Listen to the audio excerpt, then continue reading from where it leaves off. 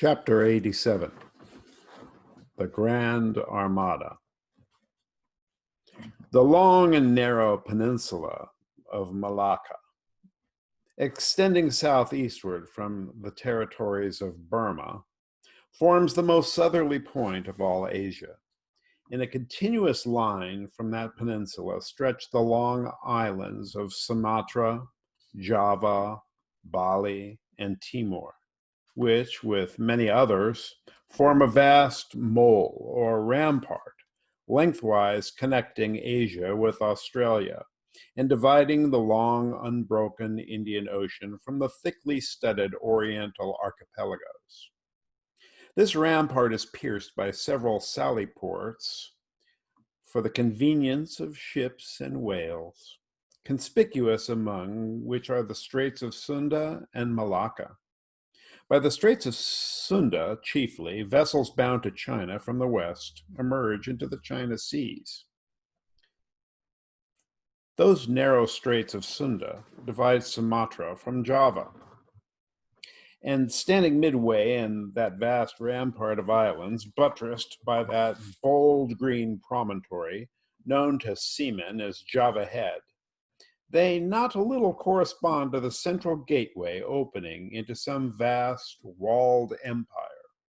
And considering the inexhaustible wealth of spices and silks and jewels and gold and ivory with which the 1,000 islands of that Oriental Sea are enriched, it seems a significant provision of nature that such treasures, by the very formation of the land, should at least bear the appearance, however ineffectual, of being guarded from the all-grasping Western world. The shores of the Straits of Sunda are unsupplied with those domineering fortresses which guard the entrances to the Mediterranean, the Baltic, and the Propontis. Unlike the Danes, these Orientals do not demand the obsequious homage of lowered topsails from the endless procession of ships before the wind, which for centuries past, by night and by day, have passed between the islands of Sumatra and Java, freighted with the costliest cargoes of the East. But while they freely waive a ceremonial like this, they do by no means renounce their claim to more solid tribute. Time out of mind, the piratical proas of the Malays, lurking among the low shaded coves and islets of Sumatra, have sallied out upon the vessels sailing through the straits, fiercely demanding tribute at the point of their spears. Though by the repeated bloody chastisements they have received at the hands of European cruisers, the audacity of these corsairs has of late been somewhat repressed. Yet even at the present day, we occasionally hear of English and American vessels which in those waters have been remorselessly boarded and pillaged. With a fair, fresh wind, the Pequod was now drawing nigh to these straits, Ahab purposing to pass through them into the Java Sea, and thence cruising northwards over waters known to be frequented here and there by the sperm whale, sweep inshore by the Philippine Islands, and gain the far coast of Japan in time for the great whaling season there. By these means, the circumnavigating Pequod would sweep almost all the known sperm whale cruising grounds of the world, previous to descending upon the line in the Pacific, where Ahab, though everywhere else foiled in his pursuit, firmly counted upon giving battle to Moby Dick in the sea he was most known to frequent, and at a season when he might most reasonably be presumed to be haunting it. But how now? In this zoned quest, does Ahab touch no land? Does his crew drink air? Surely he will stop for water. Nay, for a long time now, the circus-running sun has raised within his fiery ring and needs no sustenance but what's in himself So Ahab. Mark this too in the whaler. While other hulls are loaded down with alien stuff to be transferred to foreign wharves, the world-wandering whale ship carries no cargo but herself and crew, their weapons and wants. She has a whole lake's contents bottled in her ample hold. She is ballasted with utilities, not altogether with unusable pig lead and gentlage. She carries a year's water in her, clear, old, prime Nantucket water, which, when 3 years afloat, the Nantucketer in the Pacific prefers to drink before the brackish fluid, but yesterday rafted off in casks from the Peruvian or Indian streams. Hence it is that while other ships may have gone to China from New York and back again, touching at a score of ports, the whale ship in all that interval may not have sighted one grain of soil, her crew having seen no man but floating seamen like themselves. So that did you carry them the news that another flood had come, they would only answer, well, boys, here's the ark.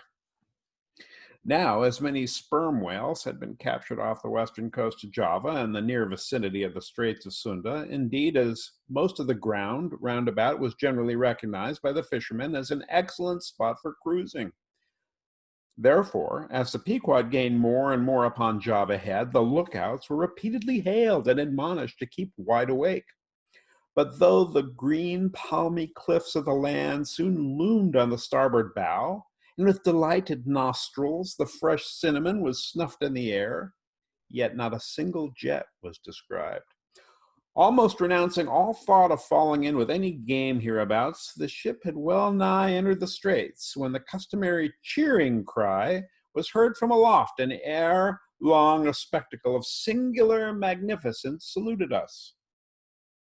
But here be it premised that owing to the unwearied activity with which of late they'd been hunted over all four oceans, the sperm whales, instead of almost invariably sailing in small detached companies, as in former times, are now frequently met with in extensive herds, sometimes embracing so great a multitude that it would almost seem as if numerous nations of them had sworn solemn league and covenant for mutual assistance and protection. To this aggregation of the sperm whale into such immense caravans may be imputed the circumstance that even in the best cruising grounds, you may now sometimes sail for weeks and months together without being greeted by a single spout, and then be suddenly saluted by what sometimes seems thousands on thousands. Broad on both bows, at the distance of some 2 or 3 miles and forming a great semicircle, embracing one half of the level horizon, a continuous chain of whale jets were up playing and sparkling in the moonday air. Unlike the straight, perpendicular twin jets of the right whale, which, dividing at top, fall over in 2 branches, like the cleft, drooping boughs of a willow, the single forward slanting spout of the sperm whale presents a thick, curled bush of white mist, continually rising and falling to leeward. Seen from the Pequod's deck, then, as she would rise on a high hill of the sea, this host of vapory spouts, individually curling up into the air and beheld through a blending atmosphere of bluish haze, showed like the 1,000 cheerful chimneys of some dense metropolis, descried of a balmy autumnal morning by some horseman on a height. As marching armies, approaching an unfriendly defile in the mountains, accelerate their march, all eagerness to place that perilous passage in their rear, and once more expand in comparative security upon the plain, even so did this vast fleet of whales now seem hurrying forward through the straits, gradually contracting the wings of their semicircle and swimming on in one solid, but still crescentic center. Crowding all sail, the Pequod pressed after them, the harpooneers handling their weapons and loudly cheering from the heads of their yet suspended boats. If the wind only held, little doubt had they that chased through these straits of Sunda, the vast host would only deploy into the Oriental seas to witness the capture of not a few of their number. And who could tell whether in that congregated caravan Moby Dick himself might not temporarily be swimming, like the worshipped white elephant in the coronation procession of the Siamese. So with the stun sail piled on stun sail, we sailed along, driving these leviathans before us, when of a sudden the voice of Tashtego was heard, loudly directing attention to something in our wake. Corresponding to the crescent in our van, we beheld another in our rear.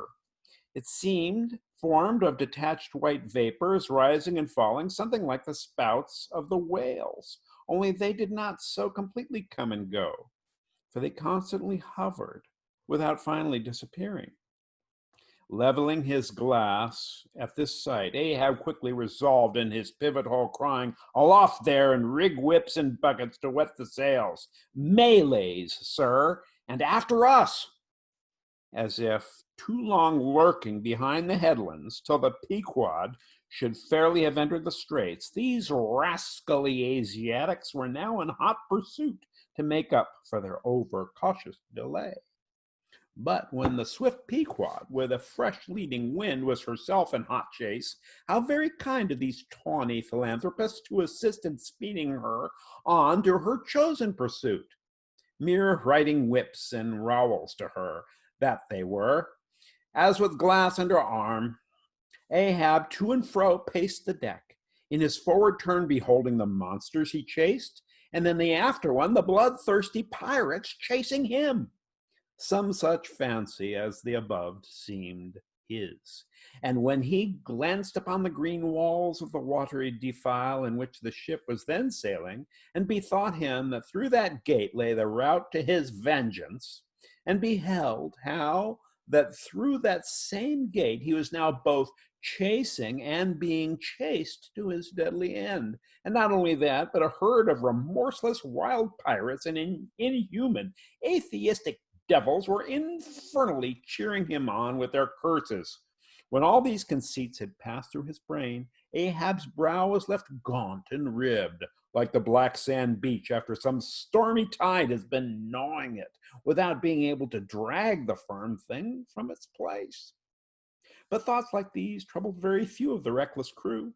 And when, after steadily dropping and dropping the pirates astern, the Pequod at last shot by the vivid green Cockatoo Point on the Sumatra side, emerging at last upon the broad waters beyond, then the harpooneers seemed more to grieve that the swift whales had been gaining upon the ship than to rejoice that the ship had so victoriously gained upon the Malays.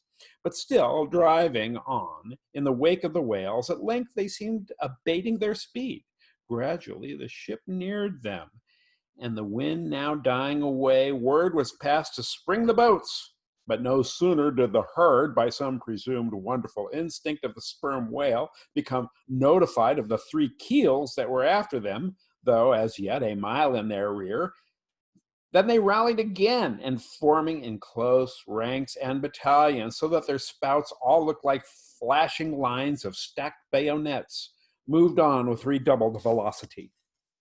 Stripped to our shirts and drawers, we sprang to the white ash, and after several hours pulling, were almost disposed to renounce the chase, when a general pause and commotion among the whales gave animating token that they were now at last under the influence of that strange perplexity of inert irresolution, which, when the fishermen perceive it in the whale, they say he is gallied.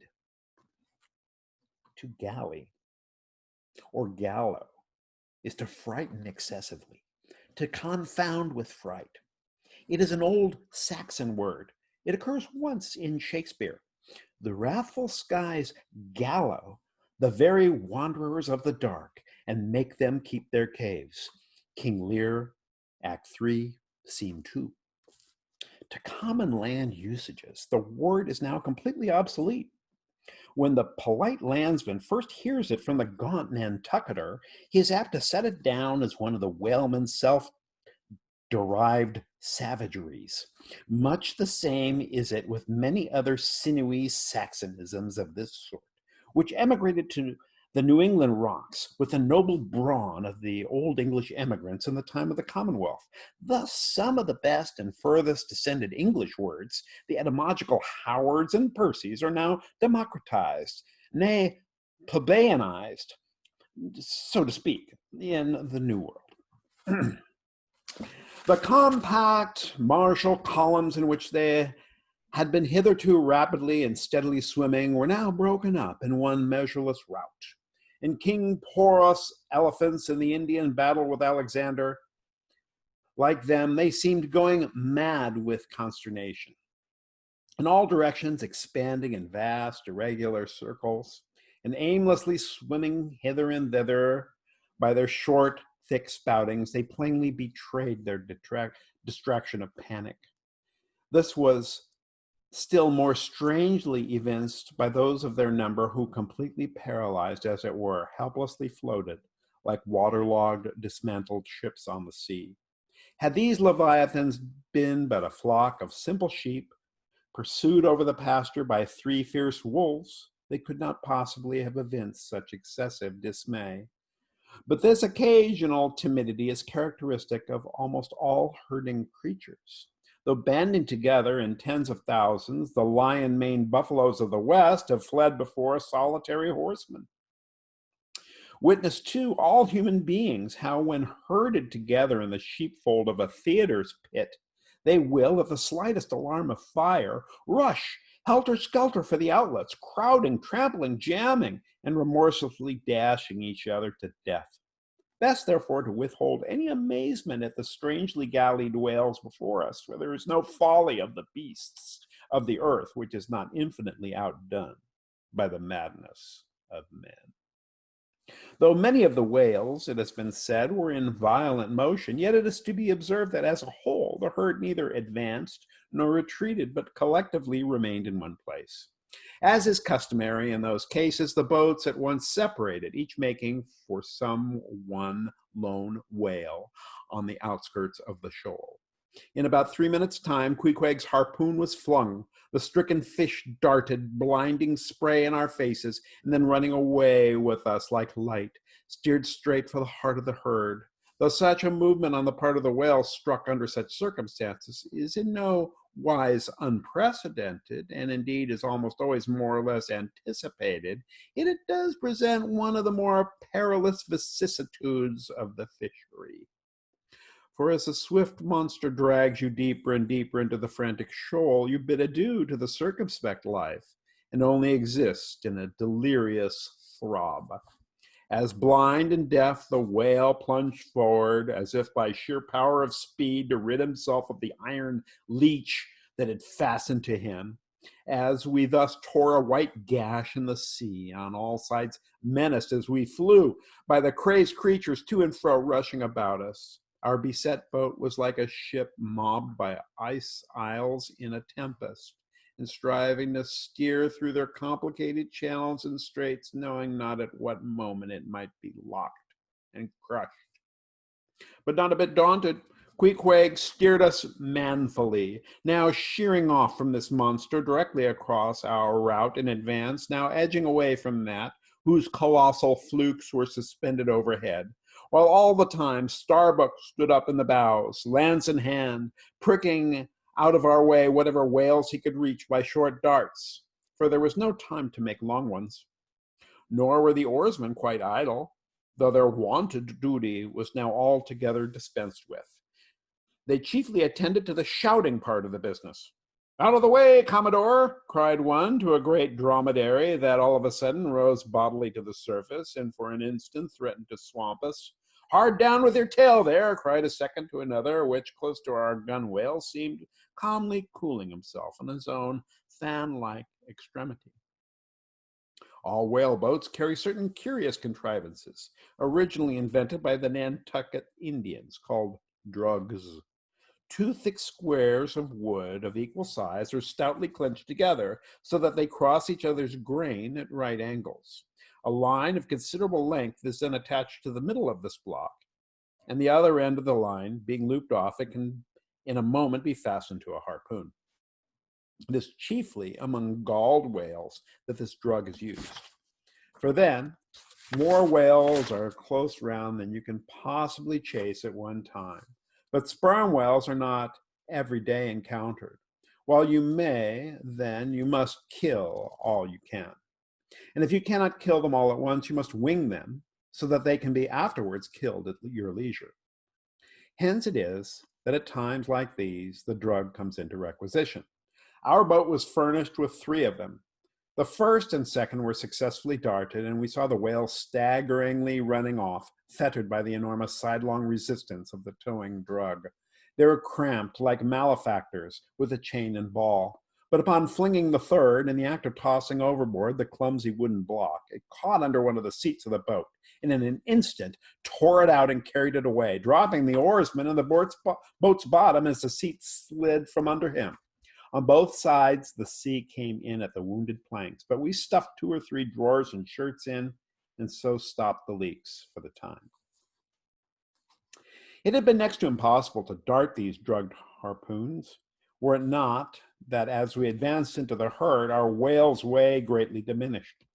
Moreover, that as we went still further and further from the circumference of commotion, the direful disorders seemed waning. So that when at last the jerking harpoon drew out and the towing whale sideways vanished, then with the tapering force of his parting momentum, we glided between 2 whales into the innermost heart of the shoal. As if from some mountain torrent, we had slid into a serene valley lake. Here the storms and the roaring glens between the outermost whales were heard but not felt. In this central expanse, the sea presented that smooth, satin-like surface called a sleek, produced by the subtle moisture thrown off by the whale in his more quiet moods. Yes, we were now in that enchanted calm which they say lurks at the heart of every commotion. And still in the distracted distance we beheld the tumults of the outer concentric circles, and saw successive pods of whales, 8 or 10 in each, swiftly going round and round like the multiplied spans of horses in a ring, and so closely shoulder to shoulder that a titanic circus rider might easily have overarched the middle ones, and so have gone round on their backs. Owing to the density of the crowd of reposing whales, more immediately surrounding the embayed axis of the herd, no possible chance of escape was at present afforded us. We must watch for a breach in the living wall that hemmed us in, the wall that had only admitted us in order to shut us up. Keeping at the center of the lake, we were occasionally visited by small tame cows and calves, the women and children of this routed host. Now, inclusive of the occasional wide intervals between the revolving outer circles and inclusive of the spaces between the various pods in any one of the circles, the entire area at this juncture embraced by the whole multitude must have contained at least 2 or 3 square miles. At any rate, though indeed such a test at such a time might be deceptive, spoutings might be discovered from our low boat that seemed playing up almost from the rim of the horizon.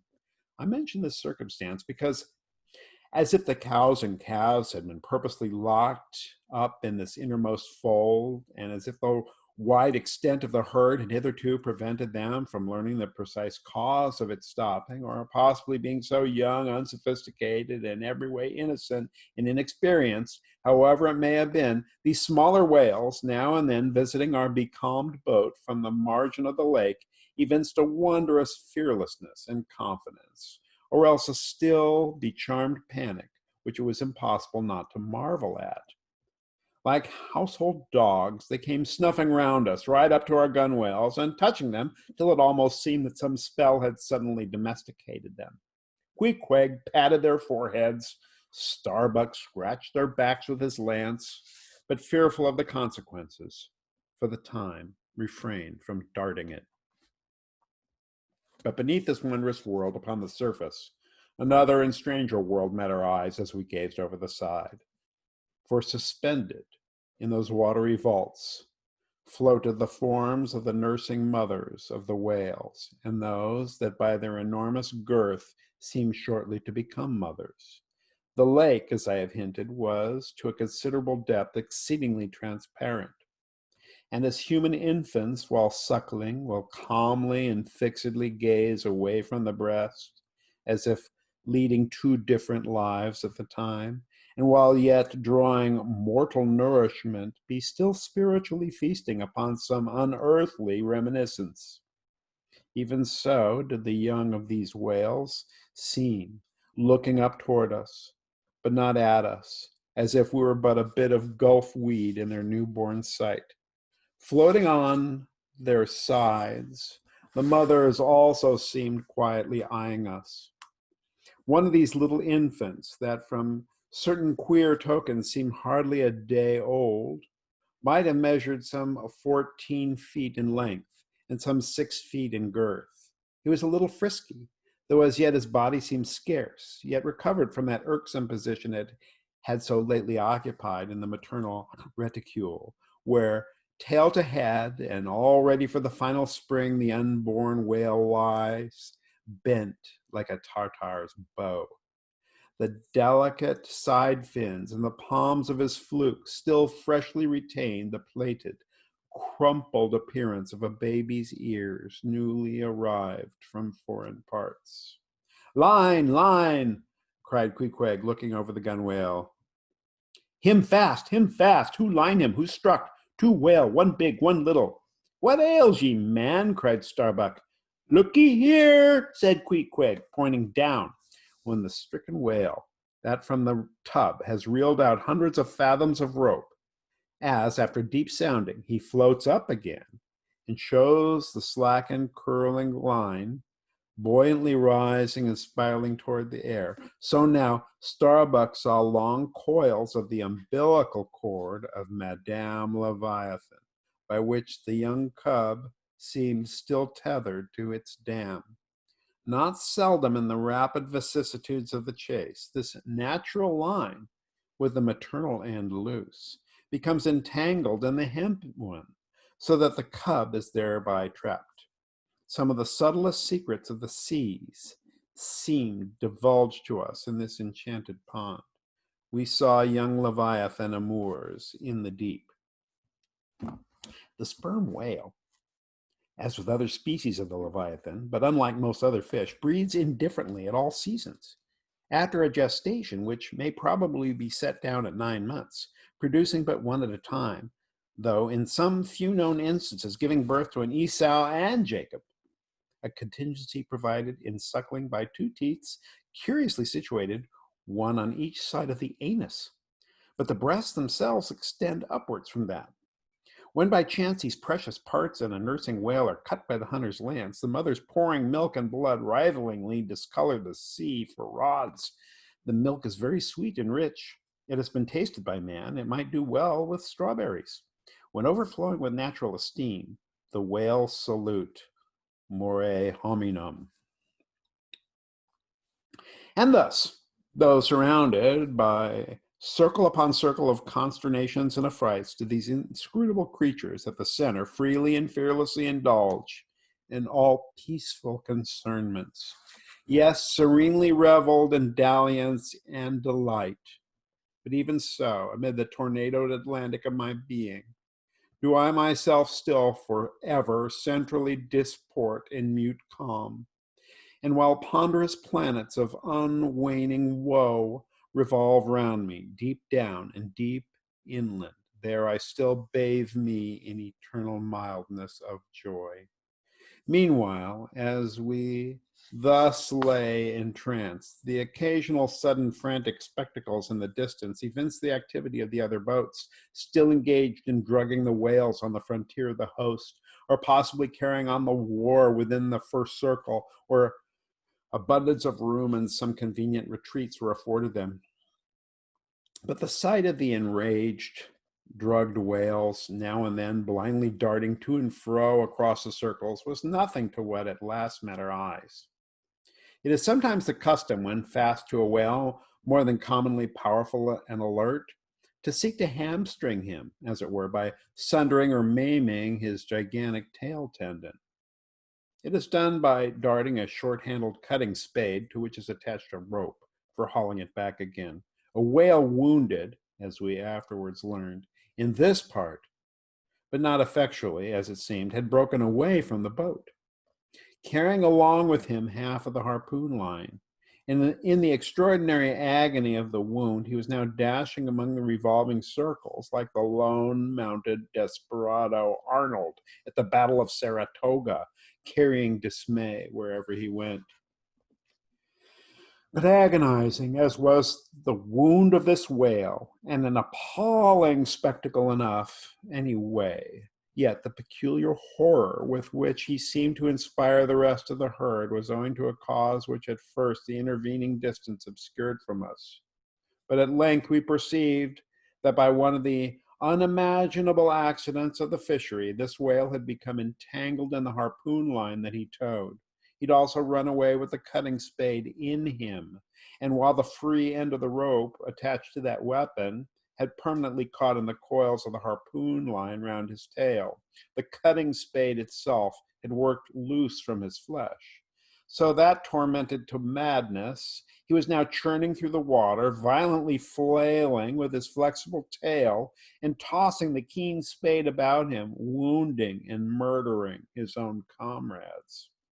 This terrific object seemed to recall the whole herd from their stationary fright.